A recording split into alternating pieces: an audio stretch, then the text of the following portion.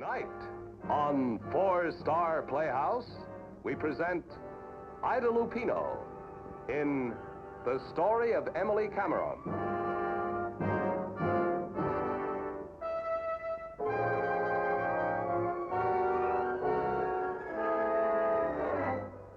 No, Jim, please don't make me go down there. Yes, I don't come on. want to. It'll do you good to go downstairs. Come on. That's it. Come on. Jim, Jim, please don't let go of me, please. I'd like to make it, but my legs won't. Yes, they will. Come on, try. Just a few steps. That's it. No, Jim, please don't. The stairs are so steep, they make me nervous. I'm sorry, Fred. I can't. Take me back to my room, please. All right.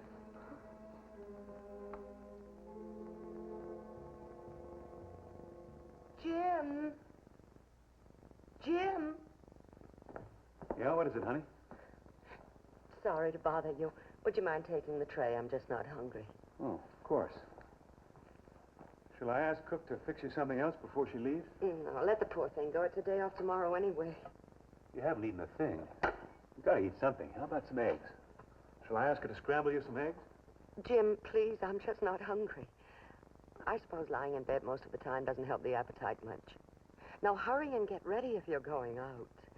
I think I'd better stay till Miss Rutherford gets back. I told Cy to be here at 6:30. He thinks you should go. I think I'd better stay here with you. Rutherford will be here at 8. Besides, Jim, you haven't been anywhere in weeks. You need to get out. Could I have a cigarette, please? I don't particularly want to be left alone. Thanks, but what kind of a wife would I be if I didn't give you a little diversion once in a while? Besides, you're looking awfully tired and run down. Now go on, get dressed. Go on. Emily, I'm not going. Yes, you are. Now, Cy told me how important this dinner was for you, and after all, he should know he's your law partner. Oh, Jim, please, can't you try to understand how I feel being so helpless? Well, the least I can do is look after myself for a little while. Now, get me my book off the table and I'll be fine. Oh, and could you get me a little perfume? It'll help pep me up. Now, will you please hurry and get dressed? Oh, and could you take the tray down to the kitchen?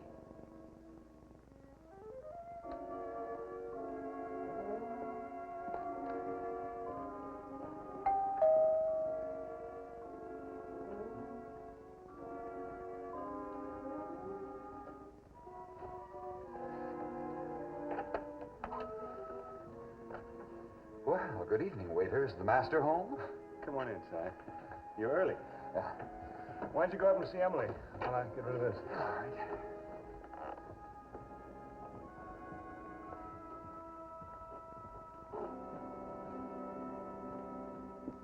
Sure you'll be all right? Yes, of course. I've told him that Rutherford will be here shortly. Maybe I should phone him before I leave, huh? No, please don't. Now, get out of here, both of you, and have fun. See you later. Oh, Jim, I'm sorry I forgot. But could you get my handkerchief off the table for me, please?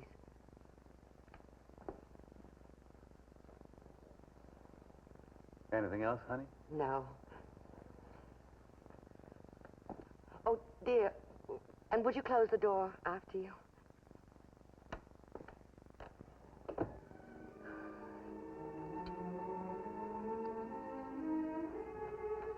Well, we have time for a drink before the dinner. How about it? Yeah, I could certainly use one.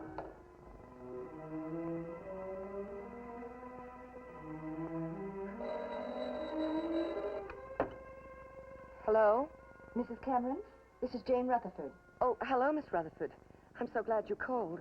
Mr. Cameron has gone out for the evening, and I'm quite alone here in the house. Where are you? Oh, I'm terribly sorry, but my car broke down. I don't see how I can possibly get there before 11 or so. 11 o'clock or so? Well, but surely they can fix your car before that. They know I'm in a dreadful hurry. But there isn't a soul in this house, and I'm utterly helpless. You know that. Well, all right. Tell them to do the best they can. Yes, all right. Goodbye.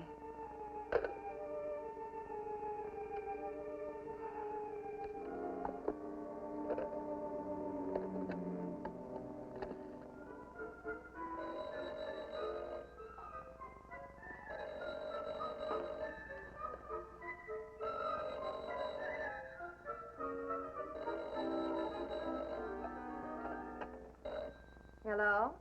Hello? Nadine, this is Emily. Oh, Emily. I was just giving Fudgy his bath. Darling, are you sure you're dry enough? Dear, I'm so glad I found you home. Thank heavens I have someone to talk to. Well, Jim has gone out for the evening, and I'm quite alone here in the house, and Cook has gone home, too. Now Miss Rutherford calls and tells me a wretched car has broken down. Well, darling, I'm sorry you're alone, but after all, what can you expect? Men always leave you at the darndest times. As long as a woman keeps her looks, she... What do you mean by that? Oh, darling, of course, I didn't mean to imply anything. You're still attractive. But just become helpless. Yes, I see what you mean. Oh, Nadine, you're so lucky. You don't know how lucky you are. You can just get up and walk away from things. But I can't. Oh, but I'm so glad I have you to talk to. If I didn't, I don't know what I'd do. You really understand how it's been for me living with him. Yes, dear. But I warned you, didn't I? In my opinion, marrying on the rebound just never works out. Of course, Richard was really not very much better, was he? Jilting you after we'd made all those lovely wedding plans. At least Jim's been all faithful, or has he? Oh, I've noticed lots of little things, darling. Nothing that you could put your finger on. But anyone with half an eye could see that that man had something on his mind. After all, darling, when a man has plenty of opportunity and that man is as discreet as Jim... How would I know what he's been doing? Lying here month in and month out. How would I know? Well, sweetie, you wouldn't. But after all, it's just Jim, so what does it matter? It does, Nadine. It does matter. It's a case of pride. All he's ever wanted is my money, really. He's never cared anything about me. It's just been a money marriage. Mine. It's not a very nice thing to admit, is it? But it's true. Nadine, I never told you about that secretary business I found out about just before the accident. No, darling, but I heard rumors. Now tell me your version. I came home awfully late for dinner one night. I tried not to show how hurt I was. He was awful.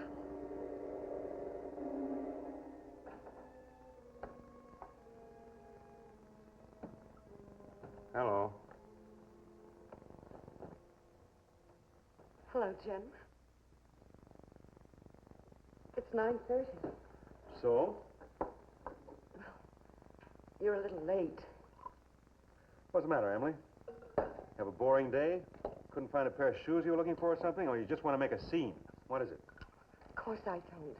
I don't want any argument, Jim. I was just hoping for an explanation, that's all.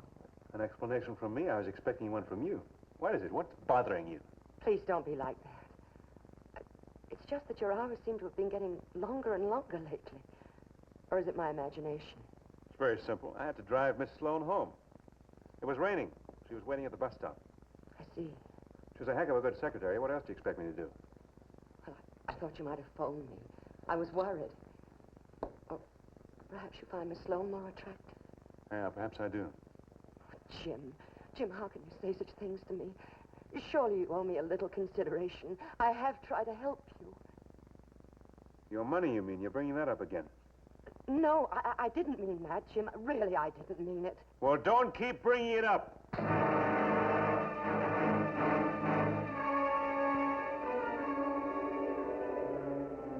He hit me as hard as he could. Jim? Hit you? I could have killed him. Killed him.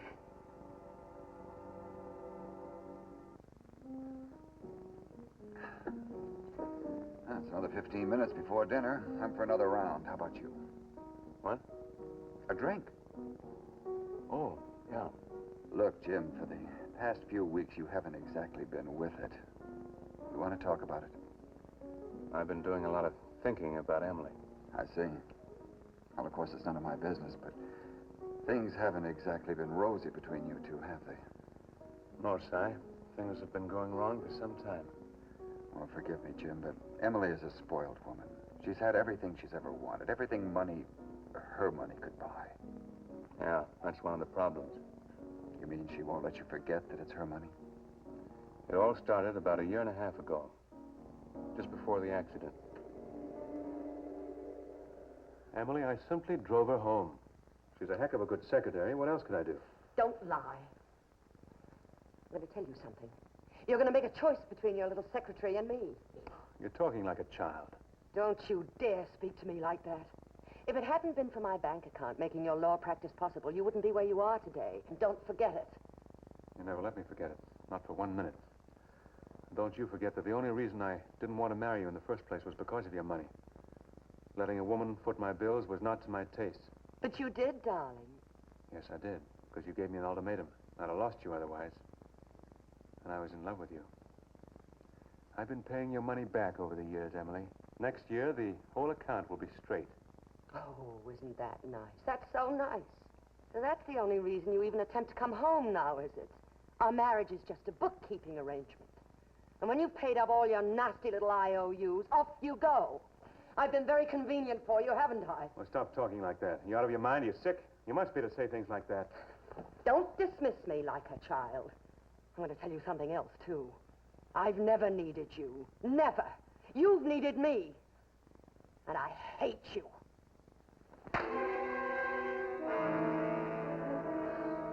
Hate you. Hate you. Hate you. Hate you. Hate you. Hate you. She kept screaming at me. Hate you. All the way up the stairs. I could hear her screaming at me. I loved her. If I died tomorrow, Nadine, he'd be completely happy, I'm sure of it.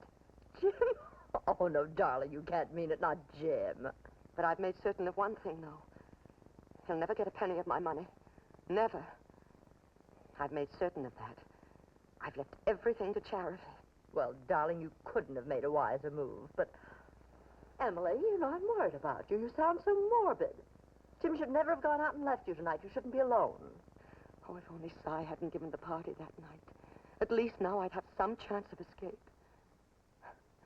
Can you ever imagine why we were celebrating our anniversary?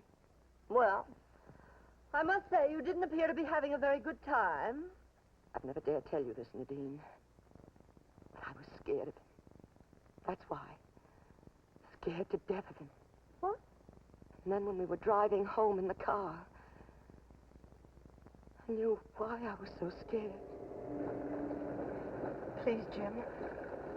Please don't drive so fast in this weather. I'm nervous. I'm not surprised after the way you behaved tonight. You made a fool of yourself in front of everyone. And of me. That's not fair, Jim. Why did you have to deliberately humiliate me by hanging onto the Carson girl all night? Well, why shouldn't I have a little fun? What are you going to offer? Nothing. As far as I'm concerned, Emily, you're a failure. Failure? Thank you, Jim. So I'm a failure, am I? You're so right. Of course, what would you want with a failure? I just feel I don't want to live, Jim. I might as well throw myself out of the car. Well, go ahead. Go on, Emily. Go ahead. No, Jim! Go on! No, Jim! He wanted me to jump. He wanted me to die. Emily, how horrible. I can't believe it. It's been 1.5 years since the accident, hasn't it? Yeah. Look, Jim, we've been friends for a long time. You've never really told me what happened that night. Well, on the way to your party, Emily gave me my anniversary present. She told me she'd never loved me. I knew she meant it. You remember how nervous and tense she was all evening? Well, after we left your place, it got worse. In the car, she became hysterical. Must you crawl? Can't you drive any faster? I can't go any faster in this weather. How dared you deliberately humiliate me in front of everyone? Hanging on to that Carson girl all night. I've danced with her a couple of times. Good heavens, Emily, I've known her since she was a child. Well, she's not a child any longer. What difference does it make anyway? After you told me tonight that you didn't love me, that you never had. What's happened to our marriage, Emily? No sense pretending that it isn't a complete failure. So I'm a failure, am I? I didn't say that. I'm a failure. Thank you very much, Jim. That's very funny. You're so right. What would you do with a failure? What do you want with a failure? Well, I'll show you what a failure I am. I'll throw myself out of this car. Emily, stop it. Stop it. I'll show Emily, you. stop it. Let go of me. Leave go of the door. I'll show you Stop what it. a failure I Emily. am. I was responsible for the accident. Well, no more than she was. You better stop brooding about it. Look, I'm going to level with you. We've lost 4 important clients in the last few months, and it looks like we're going to lose another one. Winters called tonight, and he's very unhappy with the way you're handling the union building transaction. Look, Jim, let's forget about this dinner, huh? We'll go up to your place and you call Winters, talk to him. I think maybe we can put that deal back together again. I'm sorry. I guess I have been letting things slide lately. This thing's been driving me crazy. I know that Emily's a sick woman. Well, Jim, on that point, we both agree. Waiter, may I have a check, please? It's been a nightmare, Nadine. A horrible nightmare. I've had to lie here month in and month out, watching him pretend to be the loving husband when I know how he really feels, having to put up a front myself. Sometimes I think he's trying to drive me mad, and he knows how sick I am. Oh, well, Nadine, you know how sick I am, don't you? Darling, I know how sick you are. Oh, if only I could escape. If only Richard hadn't gone out of my life, I'd be safe now. I lost the only man I ever loved, Nadine. I was a failure, and I lost him. Do you understand what it means to feel you're a failure? It must be dreadful to feel that way, darling. Absolutely dreadful. You must go through absolute misery. I could have been so happy with Richard. I had everything to offer him. Why did he leave me, Nadine? Now listen to me, Emily. You didn't want to leave your home and go live with him in another state. Now, darling, you must admit that. But I wasn't cut out to be a doctor's wife, Nadine. Richard could easily have gone into father's business. We could have been divinely happy. Why, he'd have been a very, very successful man by now. Don't you agree? Yes, darling, I do, but he wanted to be a doctor. Put your coat on a chair, Si. Help yourself to drink. All right. I'll go up and see how Emily is. Oh, Jim, just a minute. You were going to call Winters, remember? Oh, yeah, so I was.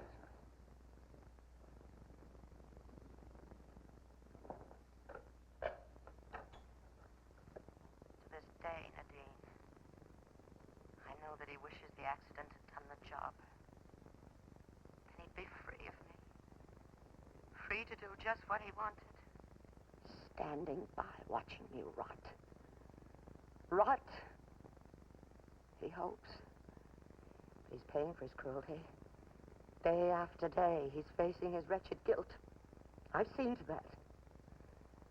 All this time, I kept him chained to me like a dog. Just like a dog. And I intend to keep him that way till the day I die. Nadine, you're the only person I could ever tell. But I can walk. I can walk quite well. Haven't you? I have been able to for some time now. Really. What is it? What's the matter? If you don't believe me, why don't you drive over now and I'll show you. Nadine?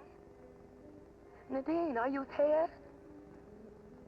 Yes, Emily, I'm here. I'd love to come over and be with you, darling, but I'm afraid I've lost my car keys.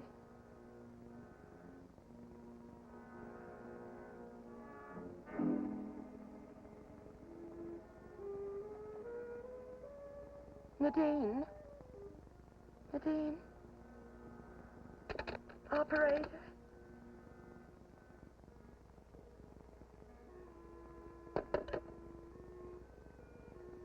You'll have to excuse me, Si. Let yourself out, will you? Well, sure, I will, Jim. Good night.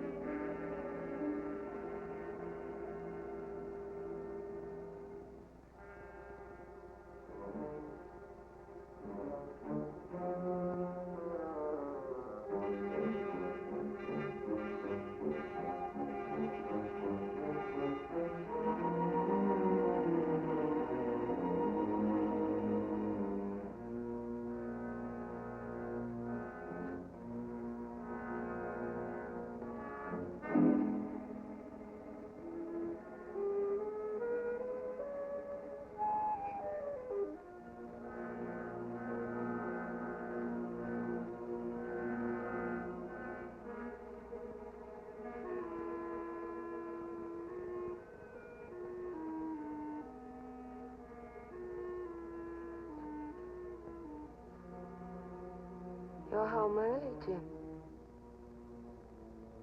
Didn't you have a good time? Because I couldn't have stood being alone here if you hadn't been enjoying yourself. You did enjoy yourself, didn't you? Rutherford called after you left. She said her car had broken down. I've been all alone here. It's been quite a time since the accident, hasn't it, Emily? It's been a strain on both of us. I'm sorry if I've been bad company at times. But then so have you. What are you saying? Had a talk with Dr. Michaels this afternoon. He said it was no good calling in another specialist. He said that only Emily could help Emily. What do you think? Michaels is a fool. Is he? Then what's the matter with you, Jim? Get up, Emily. Get up and walk. You've been able to walk for some time, haven't you? And all the while you've kept me chained to you like a dog. How can you be so cruel? You'd like to kill me, wouldn't you? You'd like to see me dead, wouldn't you? No, I wouldn't, Emily. But I'll tell you one thing. I'm leaving you, and I'll never look back. But before I go, I want to see you walk. Get up. Come on, get up out of that bed and walk. Come on, I want to see you walk. Come on. All right, go ahead, kill me. Kill me, but you'll never get a penny of my money. Never, never, never. All right. I'll show you.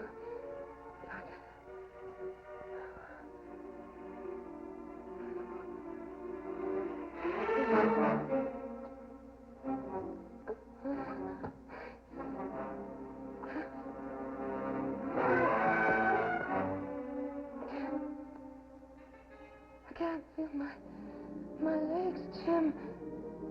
I can't feel them. Jim, you gotta help me. I really can't move. It's too late, Emily. You've been crying wolf a long time. It's too late now.